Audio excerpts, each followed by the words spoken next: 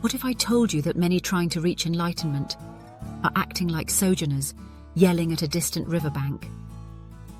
Imagine them just standing there, shouting commands. Hey! Far shore! Come to me! Come to me! It's funny, until you realize that you might very well be one of these seekers. Today we're diving into one of the biggest blind spots on the Buddhist path. We might call it obliviousness.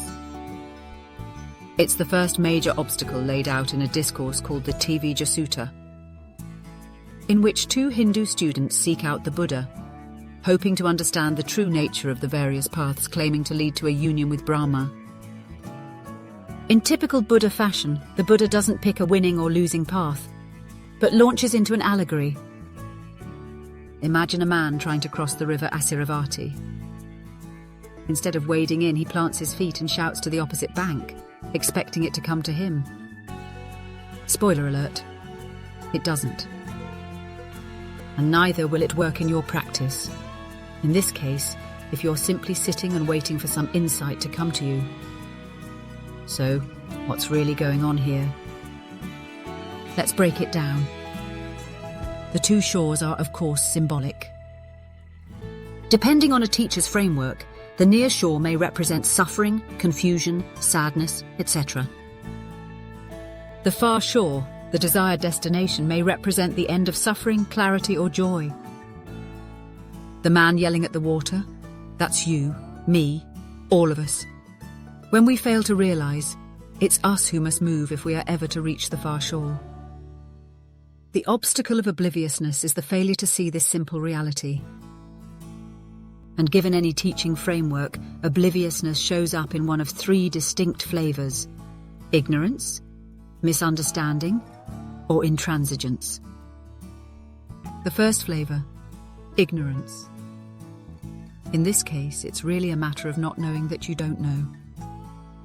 It's a matter of not even realizing the significance of the near and far shores.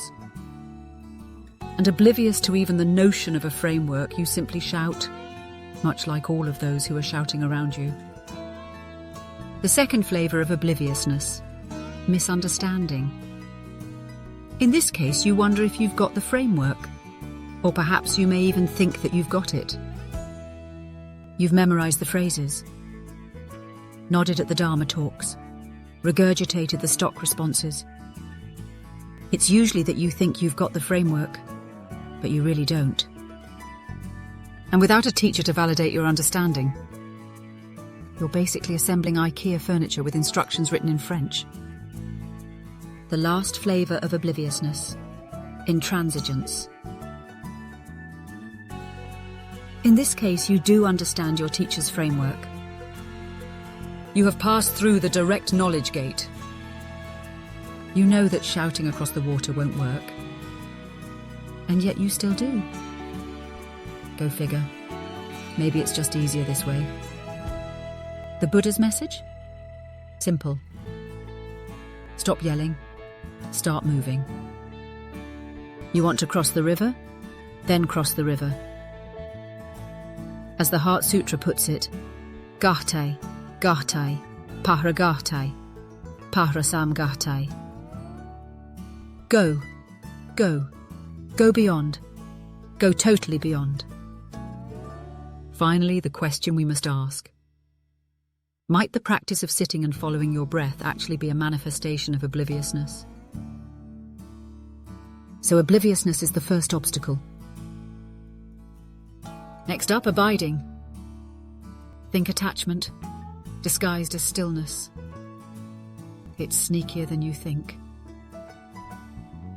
And so the question for next episode, what is this obstacle called abiding?